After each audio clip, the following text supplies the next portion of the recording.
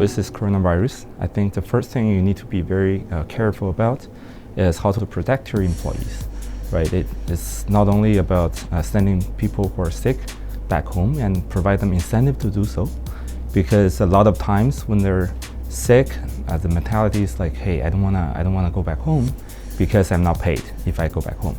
It's also about how to create a working environment that can still protect everyone, to make sure that nobody gets infected in the workplace. That's the first and foremost thing. The coronavirus definitely causes disruptions to the supply chain on several aspects. First of all, I think what makes this coronavirus different than previous diseases or disruptions is that it's the scale, the sheer scale. It's affecting, I think, both sides of things, meaning the supply and the demand. What is the consequence of this? The consequence of this is that a lot of small suppliers, small companies, their cash is running dry. And in this situation, it's very important for the government and for the big business partner in the supply chain to step up, right? To make sure that those vulnerable parties can get enough cash or loans to make sure that when everything is over, they can back to business. The third thing I would say is that you need to understand the exposure. You need to be able to understand your supply chain, your supplier.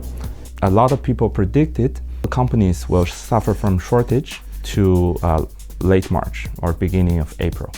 That's because things are still going slow in China, and you actually see a lot of imbalance in the big ships.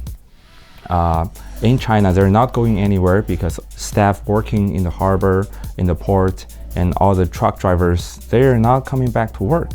So all the containers are not unloaded, not even let alone being loaded with new products. It's gonna take a while for the next shipment to leave China and to start sailing towards the United States and EU.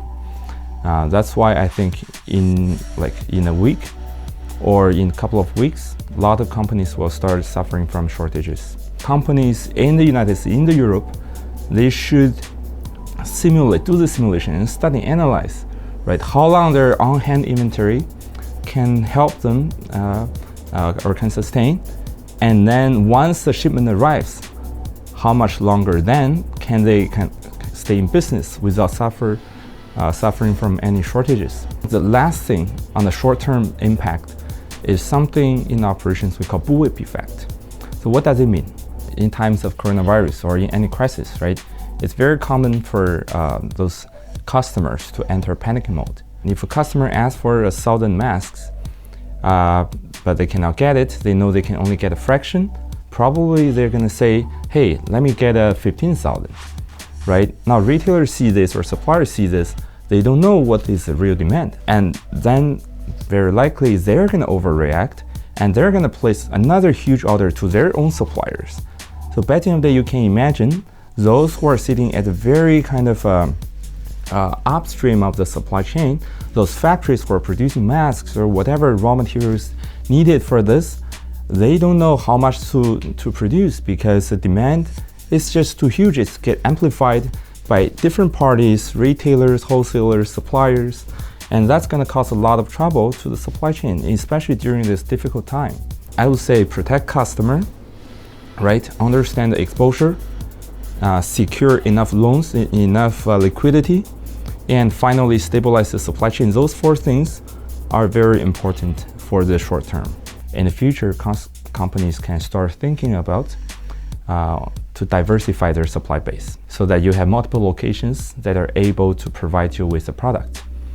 Of course, eventually, it's impossible for you to predict where and when will the next disruption happen, because the rule number one for forecast is that forecast is always wrong. The nice thing about having multiple suppliers is that at least whatever disruption that is, they're going to hit different locations at different times, so that during the gap, you can have more time to respond, to recover, to think of a strategy, to come up with strategies to cope with this disruption.